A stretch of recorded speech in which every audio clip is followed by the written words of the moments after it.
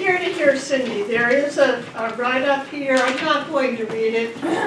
You've got it in your program. You're here because you want to hear what Cindy Sheehan has to say. I'll just say briefly that I remember reading something anti-war when Bush was in office, and you said something about, well, he calls me Mom, so I call him George. Thank you. Thank you. Yeah, I need this up. Oh, wait, that's okay. Maybe a little bit higher. There.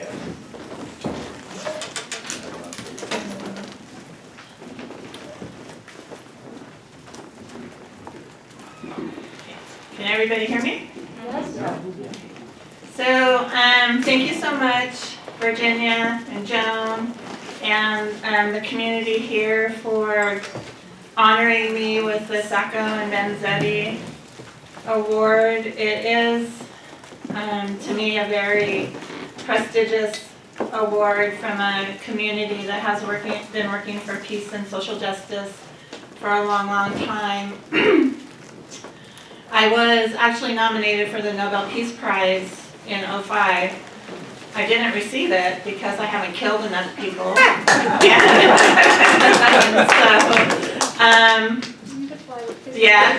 And so, but to me, like a few years ago, I was awarded the Eugene V. Debs Award, and that meant a lot to me.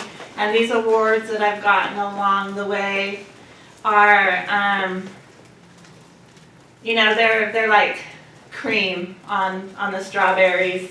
You know, you work really hard, and it's really nice to be recognized for that work. And I was telling some people before the ceremony started that after my son was killed, and I started Gold Star Families for Peace, was something Joan didn't mention, but but she remembers some things that I didn't remember. It's amazing. And so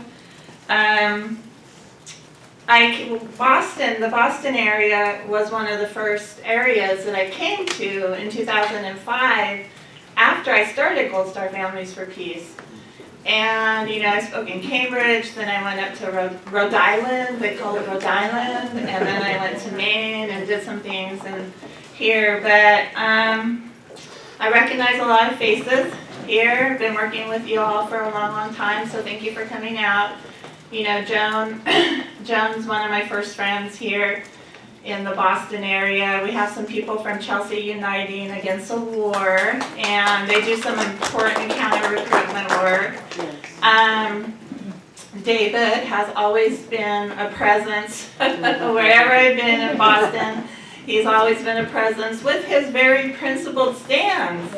It's very popular to say the U.S. shouldn't be meddling in Syria, but it's not popular to say that Assad is not the monster, not the bad guy, that his people are actually, voting him in and support.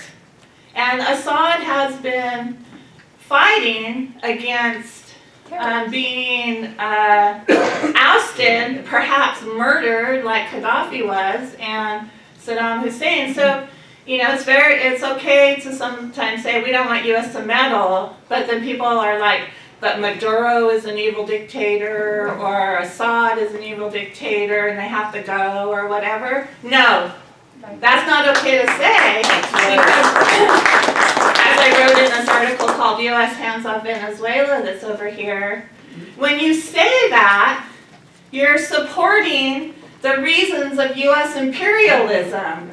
And to me, the terrible things they're saying about Maduro, as a human being, I'm thinking, well, wow, we got to go remove that guy. He sounds like a monster, right? And so that's my opposition to that. But then I also want to recognize my friend Richard Koretz. He came all the way here from North Carolina. But his mom, Sarah Sue Koretz, was involved in this congregation for many, many years. Very, very steeped here in this history. It was social justice, and I know this congregation and Sarah Koritz were also very involved in the Free Ethel and Julius Rosenberg committee, and that you were involved in also. So thank you for being involved in these causes before I was born. So, anyway, and all my other friends.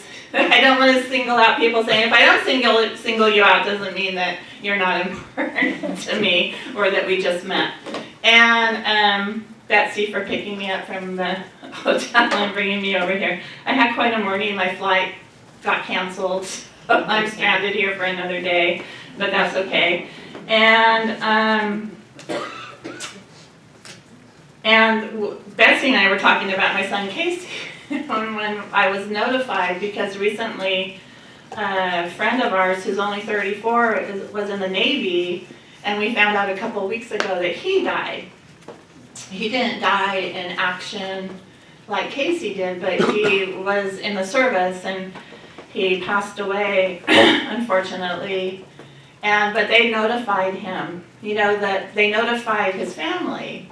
And we're very close to that family, and just like the whole process sent me into a tailspin.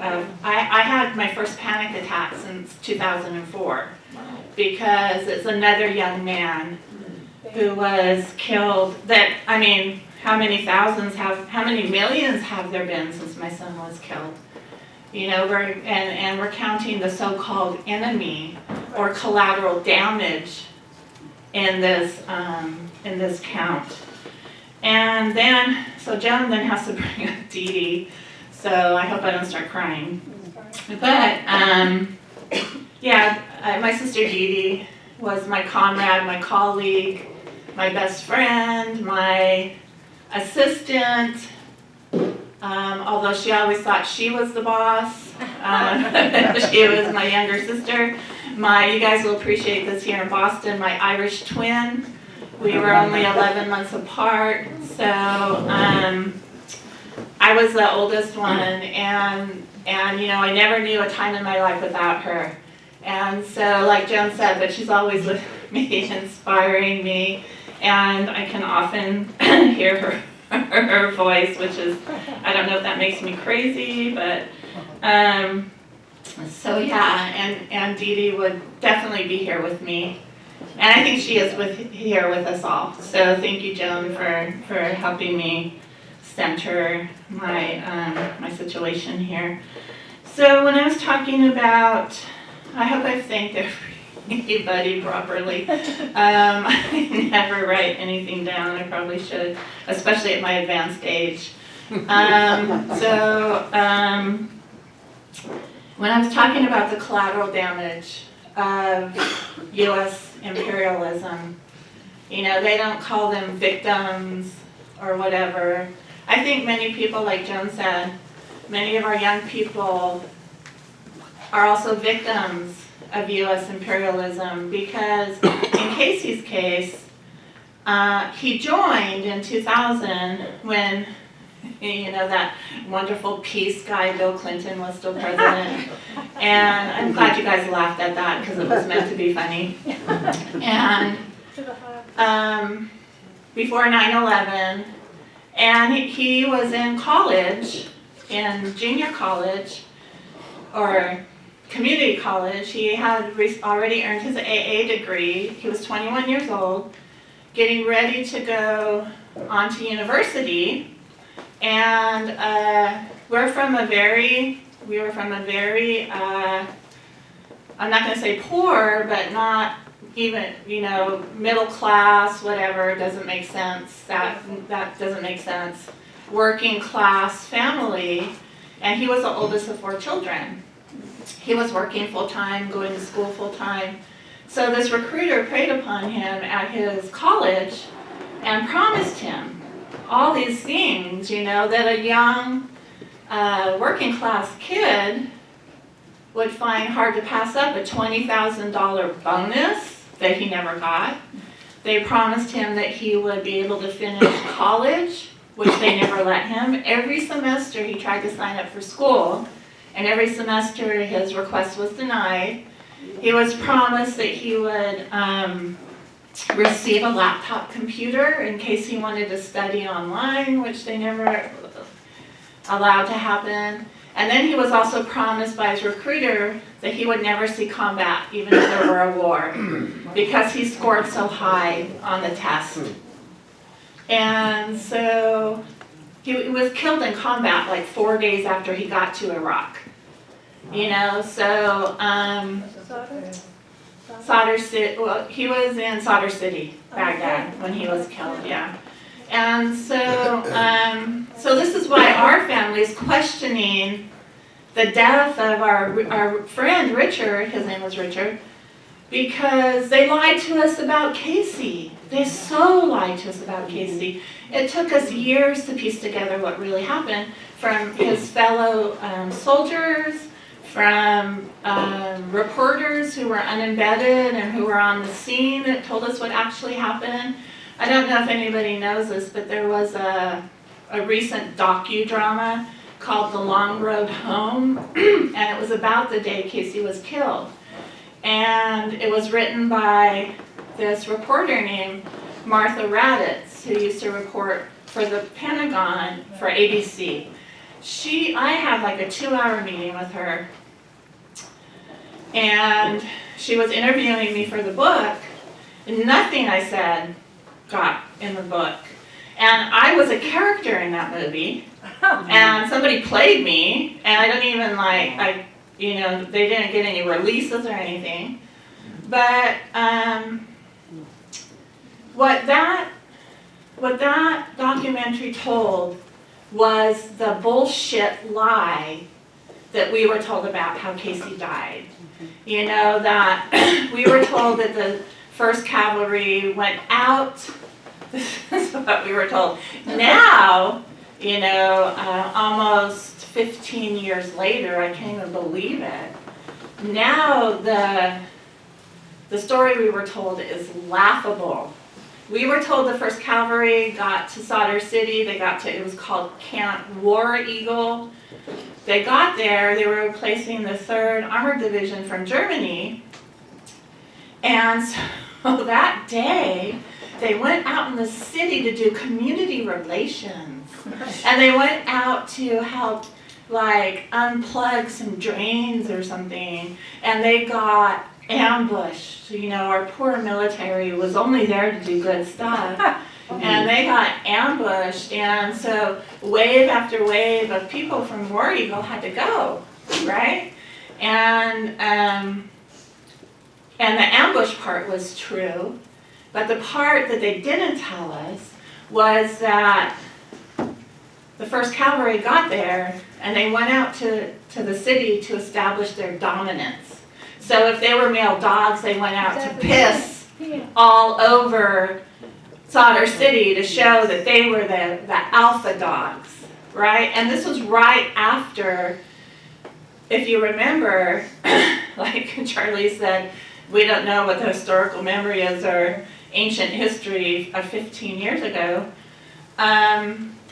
Blackwater was operating without any kind of restraint in Iraq. And in Fallujah, which isn't that far from Sadr City, some of the contractors got captured and tortured and hung off a bridge in Fallujah, you know, just because, you know, because Iraqis hate freedom and democracy or something, not because the Blackwater mercenaries were using hollow point bullets and just mass murder and torture on this like enormous scale without any, like I said, restraint or culpability or accountability. And so that spread to Sadr City. And so that's what happened on the day that my son was killed. But that was nothing. Martha told the story about the military. And we found out through Freedom of Information access that the producers worked really closely with the Department of Defense on this Department of Offense on this documentary, as they do. You know, Hollywood is rife with pro-imperialistic, whatever. And so, to make a short story longer, they showed me at Camp Casey, and they didn't like have any narrative or anything, but because it was the day that one of the soldiers that was he was in the 3rd Armored Division, he wasn't in the 1st Cavalry, his name was Thomas Young, and he was really badly wounded, became paraplegic. They showed the day that he came and that we met. And they had to get permission, the producers had to get permission from the Department of Defense to show anti-war signs there at Camp Casey. You know, they had to get permission for that. Talk amongst yourself, I need a drink. So, you know, that experience of my son dying, I was never pro-US because I grew up during Vietnam. But since my son died, when my son was killed, I was a Democrat. And I thought that was radical. You know, I thought I was a radical, some kind of radical justice warrior or whatever. And I was a youth minister, but somebody wrote a book about me saying that when we moved to Vacaville, we brought our radical liberal views with us and like destroyed the town of Vacaville. And she was even a vegan. You know, all of these like horrible things. And so it depends on your definition, but liberal to me doesn't mean radical anymore. It means conservative. And so I became increasingly. At first when my son was killed, I was just like out of control, pissed at George Bush.